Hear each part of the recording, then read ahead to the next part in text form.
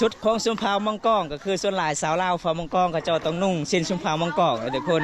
เห็นบ่พี่น้องเวลาแขกมาก็เจ้าต้องย่อนำแบบนี้ประเพณีบ้านเฮาเด้อทุกคนที่12ของ14ชุมพาวบรูมังกรเมืองนองบ้านเฮาเด้อพี่น้องเจ้าบ่าวแล้วก็เฒ่าแก่ทางหมู่บ้านเจ้าสาวแล้วก็สิมาเว้าให้ถูกต้องปองดองกันตามฮีตามคลองฮี12ของ14ชุมพาวบรูถึงเสียงเขาเจ้าก็มาเกี่ยมไว้เพราะว่าหมู่บ้านเจ้าบ่าวก็สิได้มาฮอดแล้วทุกคนโอ้แปลกหลายเลยพี่น้องเห็นบ่เจ้าบ่าวก็มาบ่มาคือกันเนาะนี่ก็คือเป็นงานแต่งของสาวเพิ่นเด้อายุ14ปีเด้อพี่น้องอันนี้เป็นเงินกระเจ้าช่วยเนาะเจ้าสาวเพิ่นก็สิได้เข้าเฮือนนี่พ่อแม่เลยทุกคนอันนี้ก็จะเป็นถ้วยพี่น้องอันนี้แม่งก็เจ้าก็ต้องโยนในห่างกันทุกคนกินข้าวกันน้ำแล้วว่านอนอยู่ในจุดนี้พี่น้องสบายดีผู้สาวน้องมาซอยเบียกซอยงานเนาะเป็นยังไงโสดอยู่บ่2คนน่ะโสดเบิร์ดโสดจักเปอร์เซ็นต์ลอยเลยเนาะเอาบ่ผู้บ่าวนะทุกคนเดี๋ยวพอน้องๆ2คนนี่เป็นสาวงามบ้านป่าเลยทุกคนเลยครั้งแรกเลยบอมตาก็จะได้เห็นงานแต่งของเขตหมู่บ้านนี่พี่น้องเห็นบ่ทางนี้ก็จะเป็นกระเจ้าการมาขายเครื่องของทุกคนเลยรองเราเท่าไรเนาะ25 ล้านงานแต่งสาวลาวอายุ15 ปีเนาะกระดอง25 ล้านกีบ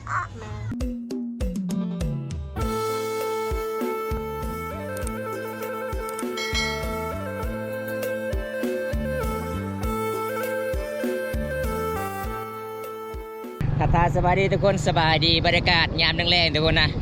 เมื่อนี้ก็คือบอมตากาสิได้ไปงานแต่งพี่น้องเอ้ยงานแต่งชุมพาวโต้ไปสู่ชุมพาวมังกรอันนี้ก็คือหมู่บ้านจุดซุ่มตังอะไรเด้ข้าเจ้ากาสิเข้าสู่หมู่บ้านคน4เป็นงานแต่งของสาวอันนี้อายุ14 ปีทุกคนขดอง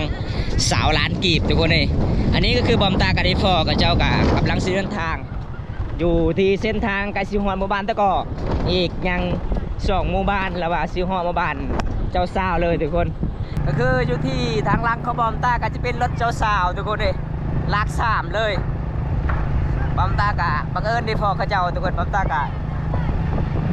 สิไปอัปเดตนำกันพี่น้องไปครับส้นนำกันพี่น้องเป็นงานแต่งแปลกที่สุดเลยทุกคนแบบเขาเจ้ากะสิไปยามแรงๆก็คืองานแต่งเขาเจ้าไปนอนเลยทุกคนเห็นบ่เขาเจ้าฮากามาไปเลี้ยงควายพี่น้องตามเขตชนบทหมู่บ้านโลสาวบ้านเขาเจ้ากะมาละลายอยู่พี่น้องอันนี้คือเป็นคันรถหน่อยเพิ่นไปก่อนทุกคนเลยยังอีก3คันรถพี่น้องก็จะไปตำลังไปอีกประมาณยัง2 ลักก็สิได้ฮอดหมู่บ้านเจ้าสาวเลยเด้อทุกคนเพราะว่าเจ้าสาวเพิ่นขี่รถจักรมาขี่ลัก3ทุกคนมันแปลกเลยงานแต่งแต่เจ้าสาวบ่ได้ขี่รถใหญ่ขี่รถใหญ่บ่ได้เมาทุกคนเพราะว่าช่วงนี้ก็ช่วงในหน้าฝนเอาเดินทางมันก็สิลำบากแน่ทุกคนเลยแต่ประเพณีบ้านเฮาก็ในหน้าพุ่นก็ต้องเฮ็ดเด้ทุกคนเลยเป็นงานแต่งใหญ่ของสาวลาวบรูมังกรเจ้าบ่าวคือเขาโต้ยยังไปก่อนเด้อคือรถกระเจ้ากะสีเดมาหอดจอดถึงอยู่ที่บ่ายคน4แล้วพี่น้องอันนี้เป็นรถของเจ้าบ่าวด้วยทุกคนหลายคนกระเจ้ายังไม่ทันได้มาครบอยู่ทุกคนเลยอันนี้กระเจ้าก็ยังเดินทางก่อนรถน้อยเดินทางมันก็ง่ายอยู่เมื่อยเนาะเมื่อยแห้งเลยทุกคนก็เจ้าขี่มาแต่พูดจุดซุ่มตั้งอะไรเด้อทุกคนเลยตอนนี้กล่าวฮอดหมู่บ้านเจ้าสาวเลยเด้อพี่น้องเจ้าบ่าวกับเจ้าสาวเพื่อนขี่รถจักรทุกคนเลยเดี๋ยวผมตากาสิพา FC ได้รับชมประเพณีเป็นงานแต่งชุมเผาโตเวกับชุมเผามังกรอันนี้คือเจ้าสาวพี่น้องเป็นสาวอันนี้ยังที่บอมตากะสิได้เคยถ่ายน้องตอนนั้นทุกคนนี่ครับตอนนี้เขาเจ้ายังเข้าบ่ได้เฮือนนี่พอไอเมย์ของเจ้าสาวต้องอยู่จุดนี้ก่อนทุกคนเมื่อนี้ก็เป็นงานแต่งใหญ่เด้อทุกคนเป็นงานแต่งใหญ่ของชนบทลาวชุมเผาบรูบางกอกหมู่บ้านคน4ก็จะเป็นหมู่บ้านของเจ้าสาวพี่น้องอันนี้เป็นที่สำคัญที่สุดทุกคนเห็นบอกเขาเจ้ากะสิมาเฮ็ดลักตัวนี้พี่น้องเห็นบอกลักตัวนี้ก็เป็นลักที่เขาเจ้ากะสิมามัดสัตว์ใหญ่ทุกคนจะเป็นงัวพี่น้องเห็นบอกเขาเจ้าต้องเฮ็ดลักแบบนี้เลยทุกคนเพราะว่าจะเป็นสัตว์น้อยกระยาก็จะต้องเห็นลักน้อยถ้าสัตว์ใหญ่ก็จะต้องเห็นลักใหญ่ทางพุ่นก็จะเป็นงัวทางนี้จะเป็นแบะทุกคนเห็นบ่เวลาเขาผูกเขื่อนมันบ่ได้ทุกคนก็จะปักหลักนี่แหละเดี๋ยวมันตากสิพาทุกคนไปเลาะหับชมก่อนทุกคนเขตชนบทบ้านเฮาก็คือเขาเจ้ากะสิเด็กขายเครื่องเล็กน้อยแบบนี้ละทุกคนเลยโอ้ได้พอผู้สาวงามเลยสบายดีคนงาม สบายดี ยังคือตื่นเต้นแท้สาวเจยบ่มาบ่ นอนอยู่นอน อ๋อแล้วนอนเลยยังคือเราหิวนอนแท้ มีคนซื้อแล้วเนี่ย บ่มีคนซื้อเลย แสดงว่าขายบ่ดีเลยมื้อนี้นะน้องมา2คนสาวแก้วก็มาบ่โอ้อันนี้คือสาวเฮียนนะทุกคนเป็นสาวโสดพี่น้องในหมู่บ้านตะเทใหญ่เดี๋ยวบอมตากับสิพา FC ได้รับชมเลยทุกคนแสดงว่ามื้อนี้ก็คือเจ้ามาขายแต่ตอนเช้าบ่โอ้บ่ได้เงินจะกีบเลยเอาพี่น้องเอ้ยบ่ได้ใจดีก็มาซื้อซอยให้น้อง2คนนี่เด้อพี่น้องมื้อนี้ก็บ่ได้นอนเนาะมื้อนี้เนาะจักโมงกลับจังนอนนะกลางคืนนะ3 โมง 4 โมงบริยานโจรบ่โอ้นึกว่าบริยานโจรนะทุกคนเลยก็คือน้องๆก็สิได้ไปหาเงินก็คือแบบนี้แหละทุกคนเอาผู้ใดมาคิดนี่มื้อนี้มางานแต่งในหมู่บ้านคน4ก็คือมาซอยน้องนี่เด้อพี่น้องเอ้ยผู้ใดเจอดีก็สื่อเบิดเลยเนาะ น้อง2คนเป็นสาวลาว2ไอ้น้องหาเงินหาขันก็คือแบบนี้แหละพี่น้องเอ้ยชนบทลาวบ้านเฮาเด้อพี่น้องเดี๋ยวบำตาก็สิไปเลาะไปหับชมทางนั้นก่อนทุกคนไปเบิ่งพระเจ้าก็สิได้เฮ็ดห้างแบบพระเจ้าก็สิให้แบบเจ้าบ่าวขึ้นเฮือนก็คืออยู่ในห้างทุกคนนี่เป็นเครื่องเสียงได้เครื่องเสียงพระเจ้าก็มาเกี่ยมไว้เพราะว่าหมู่บ้านเจ้าบ่าวก็สิได้มาฮอดแล้วทุกคนพระเจ้ามา3 คันรถใหญ่เลยทุกคนเลยโอ้แปลกหลายเลยพี่น้องเห็นบ่เอกลักษณ์ของชุมเผ่ามังกรบ้านเฮา Nak pilih itu rumahnya lah. Belum keluar kami cakap. โทษ Tarik saya boleh kau terus punya. เจอ Punya tanda kamu ni. โทษ Mobilnya. โทษเลยตอนนี้กระกเห็น Itu rumahnya. Dua ni tak lah terong. ไปให้เตะมาเมียอาเกรการปิด Cara ni punya. โทษ Saya tanda cok capai tentu lagi tanda ni. Ni cak ulang. โทษ Cak tak ada bagi kau ya tak kau. โอเคเอาทุกคน อันนี้คืออีพ่อเจ้าสาวเพิ่นเห็นบอมตากับเจ้ากะสีส่วนกินข้าวกินน้ำอยู่เกินเจ้าสาวมาทิมกันมื้อนี้พี่น้องแล้วก็เจ้าก็ต้อนรับหมู่บ้านจะมาไหมอันนี้จะเป็นห้างที่เจ้ากะสิมาเฮ็ดสำหรับเจ้ามานอนต้องมานอนจุดนี้เด้อทุกคนประเพณีบ้านเฮาพี่น้องเดี๋ยวบอมตากะสิรอท่าให้เจ้ามาก่อนบอมตากะสิได้อัปเดตให้สิได้รับชมพี่น้องป้าผู้สาวเป็นเด็กคนงามๆเนาะอันนี้ผู้สาวก็เจ้ากะสิไปต้อนรับหมู่บ้านจะบ่าวมาเด้อทุกคนแบบพระเจ้ากะสิได้เอาน้ำมาย่อน้ำให้กินจ้าเลยเด้อจ้าเลยสุดของชุมพาวมังกรก็คือส่วนหลายสาวลาวฟ้ามังกรก็เจ้าต้องนุ่งสิ้นชุมพาวมังกรเด้อทุกคน เอาเห็นบ่พี่น้องเวลาแขกมาก็เจ้าต้องย่อน้ำแบบนี้ประเพณีบ้านเฮาเด้อทุกคนที่12ของ14ชุมพาวบรูมังกรเมืองนองบ้านเฮาเด้อพี่น้องแสดงว่าผู้สาววันนี้หลายเด้อทุกคน1 2 3 4 5 6 7 คนพอได้ก็สิได้จับกระตุกอันนี้จะเป็นตุกน้ำทุกคนน้ำกลิ่นเลยบ่แม่นตุกน้ำมันเด้อทุกคนเลยบางคนไม่เข้าใจว่าจะเป็นขวดน้ำมันเด้อพี่น้องเป็นน้ำกลิ่นเด้อพี่น้อง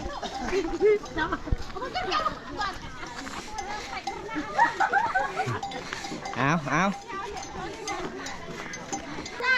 ยังบ่มีน้ำแบบพระเจ้ากะสิน้ำฮ้อนๆทุกคนยังบ่ทันใดพี่น้อง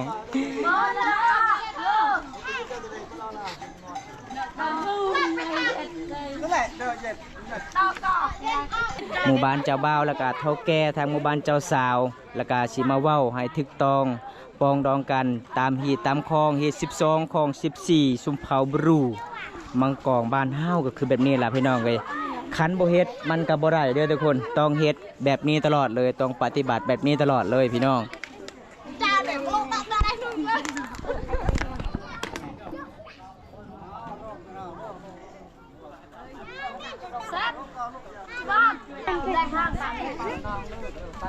บรรยากาศยามแรงๆอยู่ที่หมู่บ้านเจ้าซ้าวหมู่บ้านคน4สบดลาวหมู่บ้านที่บ่มีสัญญาณโทรศัพท์ทุกคนเอาเฮ็ดสาวหมึกบัดนี้เจ้าปลาคือบ่มีตีนเนาะฮะตีนขาดแล้ว อันนี้คือสาวหมึกไปขายเครื่องของเลยทุกคนเลยไปจะคนมื้อนี้เนาะ2 คนไป2 คนกับซาวดี้บ่แม่นโอ้แสดงว่าเงินเบิดก็คือไปขายเครื่องกันเนาะบัดนี้เนาะทุกคนอันนี้คือน้องมึกคนงามบานตะก้อเด้อทุกคนอันนี้มันไผนี่ผู้สาวอ่ะ เอ้ยไฟ เอ้ยไฟมาซอยเนาะเอาพี่น้องได้พ่อผู้สาวละลายคนเลยมื้อนี้อาจสิเอาผู้บ่าวอาบน้ำสิละน้องเอาผู้บ่าวบ้านนี้เลิศเลือกโลดตนแรกนะสาวมึกเอ้ยบ่มีบ่โอ้ บ้านนี้มีแต่พี่น้อง มีที่พี่น้องเบิดโอ้ แสดงว่าบ่มีไฟแล้วมาซื้อซอยเจ้าตนแรกนะ เอาพี่น้องวันนี้น้องก็จะได้ตั้งขายเครื่องคองเบเกอร์สตาร์บัคสาวลาวบ้านเฮาเลยทุกคนเลยหาเงินหาคำแบบนี้แหละเวลางานดองก็ต้องไปขายอยู่ห้างเล็กๆน้อยๆเลยพี่น้องขายเบิดเด้อสาวดีกับสาวมึกมื้อนี้นะขายเฮงๆปังๆได้พอดีเลยผู้สาว4 คนมีที่สาวโสดอยู่นำกันพอดีผู้บ่าวมาตอนแรกกะค่อยโสดเด้ออ้ายทางนี้เด้อ แต่อยู่คนละบ้านนี่อ้ายเอ้ยทางนั้นผู้สาวบ้านตะเททางนี้สาวบ้านตะก่อทุกคนฮะเป็นยังแดงเครื่องยังน้อง หอม ฮ้อนบ่แสดงว่าเจ้าซื้อน้ำก่อนมาทารดน้ำก่อนนะให้มันเย็น เดี๋ยวเราไปเตะกูหน่อยไหมกูมันเด้อเหรอกินไม่เป็นแต่กินไหนกินได้ นี่ล่ะทุกคนเลยสุมเผาบรูบันหาวหาเงินหาคำสาวลาวคันบ่ได้สู้กับบ่มีหลีทุกพี่น้องเงินซื้อสบู่อาบน้ำทุกคนแบบนี้ล่ะทุกคนเขตชนบทสุมเผาบ้านเฮาเลยพี่น้อง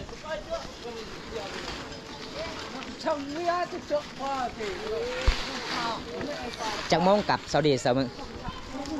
โอ้เนาะขาคือเบิดแต่อยู่ชดแจ้งเลยแหละ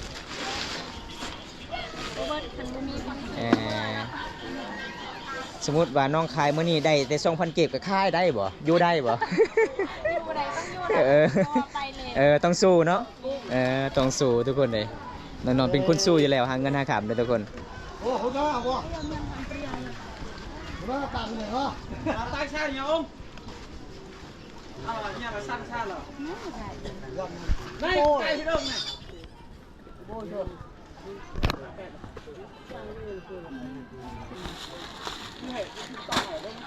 วางนั้นจะหนักขนมให้นี่จะทิม เขียดก็มีคนซื้อ โอ้ในนั้นบ่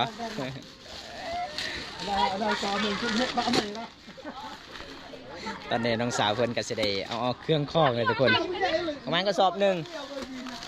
เอาแห้งๆกับบ่เป็นหยังให้แควล้นเบิ่งแควนะแควงาม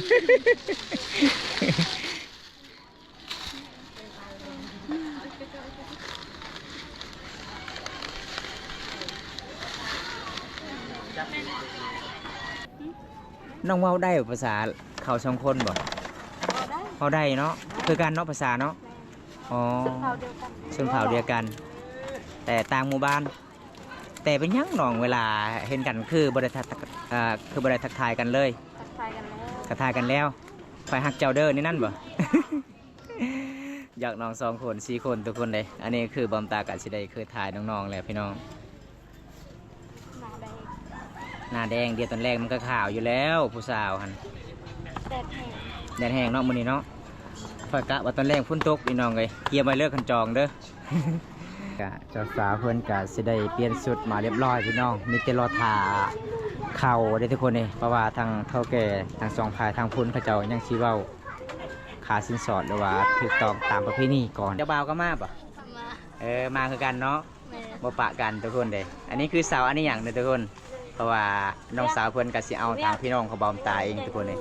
ตอนนี้เขาเจ้ายังสิลืมแบบมันมีกระโต้แล้วก็มีหม้อทุกคนแบบเขาเจ้าก็สิได้จำหีดแต่ประเพณีบ้านเฮาคำบ่ได้เอามากะเข้าบ่ได้เลยทุกคนตอนนี้ชาวบ้านยังรอท่าเจ้าบ่าวเพิ่นยังไปเอาเครื่องลืมแต่บ้านทุกคนอุ้ยมันไกลเลยทุกคน อันนี้สาวเนี่ยก็สิได้เห็นเฮือนนี่พ่อไอ้แม่แล้วพี่น้องมื้อนี้ก็คือเป็นงานแต่งของสาวเพิ่นเด้อายุ14 ปีเด้อพี่น้อง ช่วยกลัว200 บาทกว่าขนาดพอ300เนาะ หลักนี่คือบางชื่อ น่าประมาณ300ละถ้วยเลย ของตะกี้แล้วกระดังสิเก็ตฮะถ้วยมัน300 มักก็คือแล้วน้ำ กระโต4ใบทุกคน หมอสิบโอ้มันก็ลายเติบเลยทุกคนนี่ก็สิไล่เป็นเงินมันก็หลายเด้อพี่น้องอันนี้คืออีเมลของเจ้าบ่าวพี่น้องเขาบอมตายเองครับทุกคนบอมตาเมื่อนี้กะเดี๋ยวพ่อเขาเจ้าก็เลยไปตามติดประเพณีบ้านเฮาเหตุงานแต่งงานลูกไผ่อันนี้เป็นเงินกระเจ้าช่วยเนาะ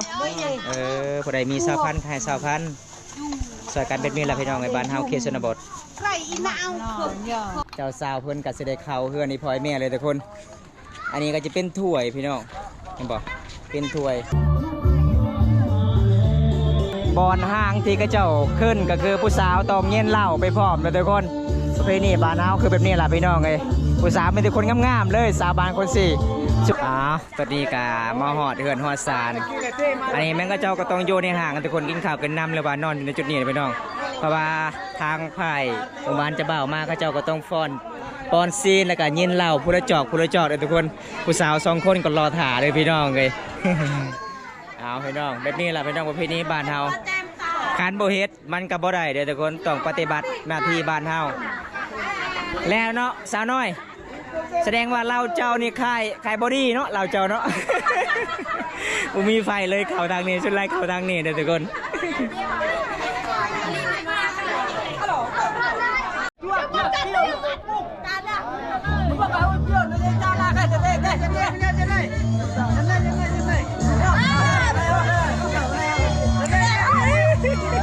เพลงนี้บานเฮาก็คือแบบนี้แหละพี่น้องไอ้เวลาเข้าฮอดเฮือนนี่พ่อแม่ก็เจ้าต้องเย็นเหล้าแล้วก็เอาซีนมาป้อนทุกคนนี่จึงเข้าได้พี่น้องมันเป็นตามความเชื่อแต่ละชนเผ่าทุกคนบอมตากะมาเยี่ยมมายามมื้อนี้กะบังเอิญนี่พ่อก็เจ้าสิได้จัดงานแต่งพี่น้องกับบอมตาเองก็เจ้าโทรมาบอกเลยบอมตากะสิได้ไปตามติดประเพณีงานแต่งชุมเผ่าบรูสาวอันนี้อย่างพี่น้องอายุ14 ปีทุกคนตอนนั้นก็คือบอมตากะสิได้ถ่ายน้องสาวเพิ่นพี่น้องเพราะว่าตัวนี้ก็คือน้องสาวเพิ่นก็สิได้สร้างครอบครัวกะตอนน้องเอาผัวหมู่บ้านนี้ไปส่งกะประมาณเดือน 4 เดือน 5แล้วทุกคนแต่เมื่อนี้ก็คือเป็นเดือน 7อีกก็คือ2 เดือนเขาเจ้าก็เฮ็ดงานแต่งใหญ่เลยพี่น้องชุมพาบรูทุกคนตอนนี้ก็คือสาวอันเนียงก็จะได้ขึ้นศาลพ่อแม่ได้แล้วพี่น้องเพราะว่าเขาเจ้าก็เฮ็ดงานแต่งใหญ่ของชุมพาบรูบ้านเฮาผมตากะอัปเดตให้ FC ที่ทำมาคนนำกันทุกคนมันแปลกหลายเด้อพี่น้องประเพณีบ้านนี้สบายดีผู้สาว งานดองสาวอันเนียงบ่นี่บ่โดยโอ้ค่าดองเท่าไหร่น้องบ่ฮู้บ่ก็คือน้องมาซอยเวียกซอยงานเนาะโอ้พี่น้องอันนี้คือเป็นสาวสวยอีกคนหนึ่งนะพี่น้องหมู่บ้านคุณ4เด้อเป็นยังไงโสดอยู่บ่2 คนน่ะโสดเบิดโอ้โสดเบิดเด้อทุกคนเอาบ่ได้มักสาวลาวคนขยันก็คือมาทางนี้เด้อทุกคนเด้ทางมาแวบ้านคุณ4สาวบ้านคุณ4งามย้อนอาบน้ำศิลน้องเด้ออาบน้ำศิลน้องคือตะการเลย หมู่บ้านน้องก็จะได้กินปลาขยองถ้าพอได้เอาเมียเขียดนี่ทุกคนน้องๆมื้อนี้ก็จะได้ไปตักน้ำแบบว่าเจ้าบ่าวหมู่บ้านเจ้าบ่าวกับมาฮอดจดถึงเฮือนนี่พ่อแม่เจ้าสาวแล้วพี่น้องมันเป็นตามประเพณีบ้านเฮาเด้อทุกคนก็คือน้องๆก็จะได้เฮ็ดเวียกเฮ็ดงานซอยเวียกซอยงานมื้อนี้ก็เมื่อยเนาะซอยเวียกเนาะโอ้ทุกคนเลยเฮือนเจ้าอยู่ไสน้องโอ้อยู่พุ่นบ่โอ้ในวัดดงมอในโอ้เพิ่นว่าเฮือนพุ่นเฮือนลาวอยู่พุ่นทุกคนโอกาสหน้าอายก็ไปเยี่ยมพยายามได้บ่เฮือนเจ้าบ่ได้เนาะเอาเดี๋ยวมัมตาก็สิได้ตามติดวิถีชีวิตน้องทุกคนเลยถ้าผู้ใดสนใจน้องก็ทักหาน้องถ้าผู้ใดอยากช่วยเหลือน้องก็สามารถติดต่อทางมัมตาได้เลยทุกคนเพราะว่าน้องก็เป็นสาวสวยในหมู่บ้านทุกคนเลยขณะยังโสด โสดจักเปอร์เซ็นต์ลอยเลยเนาะเอาว่าผู้บ่าวนะขันเอาแล้วคอยเสียให้เด้อ เอาผู้บ่าวฟังไทยรถขันเสียเอานะ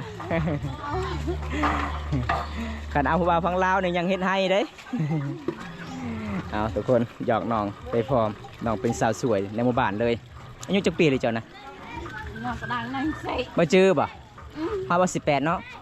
18 17นี่แหละทุกคนเลย18 ปีจะได้ซื้อเพจเจ้าน้องมีโทรศัพท์บ่มีโทรศัพท์โอ้ให้ผู้บ่าวซื้อให้เนาะมื้อหน้าเนาะ อ้าวน้องบ่มีโทรศัพท์เด้อทุกคนเลยเป็นยังไงโทรศัพท์เก่าเจ้าน่ะเพเลยโอ้บ่มีเงินสิแปลงเลยโอ้ทุกคนน้องว่าบ่มีเงินสิแปลงโทรศัพท์เก่าเพทุกคนโอกาสหน้าบอมตาก็จะได้อัปเดตให้ FC นะครับชมถ้าว่าได้อยากติดต่อน้องก็สามารถติดต่อทางบอมตาได้เลยทุกคนเพราะว่าน้องตอนนี้ก็บ่มีเงินสิแปลงโทรศัพท์บ่ได้ใจดีก็มาแปลงให้น้องนี่เด้อพี่น้องบ่ได้อยากล้มก็คุยกับน้อง ตอนนี้น้องก็จะได้กลับเฮือนเจ้าบ่าวเลยเด้อทุกคนน้องก็ไปตักน้ำมาดานหมู่บ้านนี่เป็นน้ำใสน้ำมาดานน้ำศิลน้องก็จะไม่ได้ใส่มีแต่น้ำอาบเพราะว่ามันขุ่นช่วงนี้เลยทุกคนเลยใช่น้ำศิลน้องขุ่นหลายเนาะ คนหลายก็คือเขาใส่บ่ได้อาบก็บ่ได้มันขันเลยทุกคนผู้สาว2คนสวยหลายเด้อพี่น้อง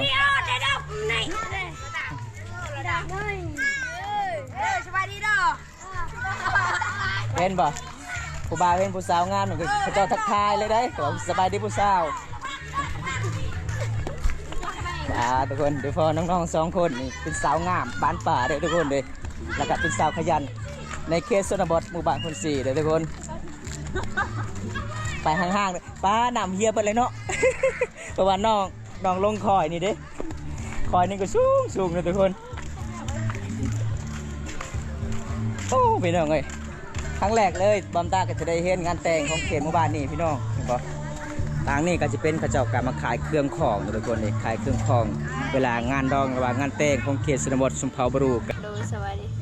เป็นจะได้เมื่อนี้เจ้าคือบุไปโฮมงานแต่งสาวเนี่ย บ่สบาย บ่สบายปะ แม่น โอ้สาวเนี่ยประมาณจักปี ประมาณ15 ปีแล้ว 15 ปีเขาดองเราเท่าไหร่เนาะ 25 ล้าน 25 ล้านอ๋อดาวบ่หรือว่าเขาเจ้าจ่ายมาเลย โอ้โหเลย บ่ฮู้บ่มีแต่เจ้าฮู้จักว่าเขาดองเรา25 ล้าน แม่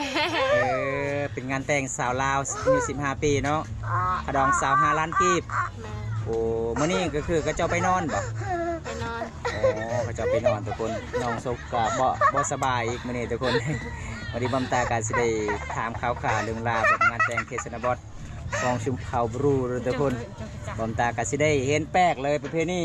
ครั้งแรกชุมพรตัวโอ้ยเข้าไปสู่เผ่ามังกรเนาะงานแต่งบ้านเฮามันแปลกเด้ชุมพรตัวโอ้ยเขาเจ้าว่าป้าเผ่ามังกรคือเขายากแท้เขาเว้านะหลายคนเลยเขาเจ้าจมทุกคนก็คือแบบประเพณีบ้านเฮาก็คือเขายากเนาะต้องจำอย่างทุกคนบอมตาก็สิได้ปิดคลิปไปสนิทก่อนนะทุกคนพอได้รับชมคลิปนี้แล้วก็อย่าลืมฝากกดไลค์กดแชร์ด้วยพี่น้องวันนี้บอมตาอัปเดตงานแต่งงานสาวลาวอายุ15 ปีเขาดอง25 ล้านพี่น้องเป็นสาวเนี่ยที่เขาเคยถ่ายกับเฟซบุ๊กตอนนั้นเนาะบ๊ายบายสิเด้อบ๊ายบาย